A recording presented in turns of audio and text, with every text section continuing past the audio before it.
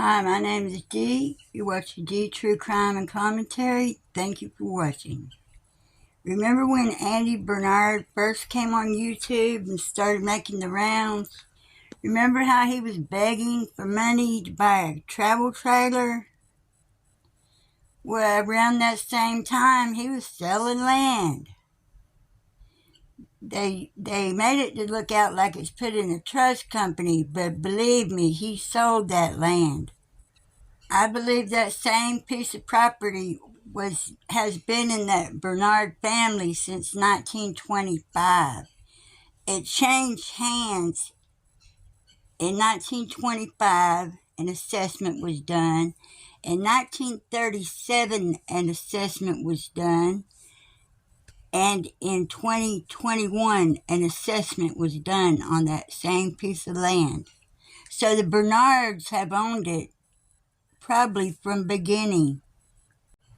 Why the need to get rid of that piece of land all of a sudden and burn things on it and tear cabins down and dismantle them and sell them? Why all of a sudden, 3 months after Summer come up missing? 3 months. Less than 90 days after Summer Wells came up missing, that land was transferred. There was a dog left in that cabin, a mean, ugly, big dog was left in that cabin with 2 cats, allegedly. Was it to cover up something that happened in that cabin? Sometimes I wonder why Jody, Sue, and Andy stuck their necks out for Candace and Don. Was it because they got paid to help get rid of Summer? Remember, Hunter said he seen that text from Andy, "It's done." And Jody Sue was wading in the water before Candace even said Summer was gone. See, that text message from Andy to Candace, "It's done," made it all cordial. Nobody did nothing behind anybody's back. Candace knew what was going to happen because she set it up with Jody Sue and Andy. After Summer disappeared, Candace went to H's house that Thursday. Allie said it was on a Thursday. Candace was with her that time, but Candace went back the next day.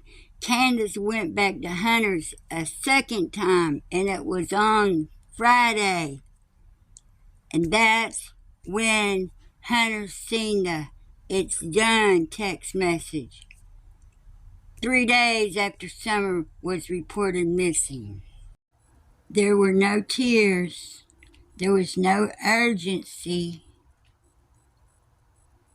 I believe they might have put Summer Wells in hiding in that cabin until they could get her out of there. And where were Andy's kids when Jody Sue was in the creek looking for Summer? I'm not saying Candace Bly isn't guilty of something, but Jody Sue and Andy are in their necks with her, up to their necks in the water with her. Jody Sue came in it for the money. She's just here for the money and to act like she's the authoritarian of the Summer Wells case. You gonna be busted, bitch. I wrote the governor of Tennessee. I wrote the TBI numerous times and never even got a reply back from them. I wrote the President of the United States. I got a reply back from him. Nothing has been done by anybody. I never thought my bucket list would be to see people go to jail, but here I am, 4 years later. Here I am. It's not really where I want to be, but here I am. And we're not giving up, we're not stopping, and we're not slowing down. I'm tired of hearing these people's lies. I'm really sick of looking at their faces and hearing their voices. I'm just sick of it. But I'm doing this for Summer. I keep telling myself, you're doing this for Summer. Keep on going. But I'm really tired of these people. They're not good people to begin with. They cuss like sailors, and I'm tired of hearing it. Jody Sue and Andy both have the nerve to go around talking about other people's land, and they have never even paid property taxes.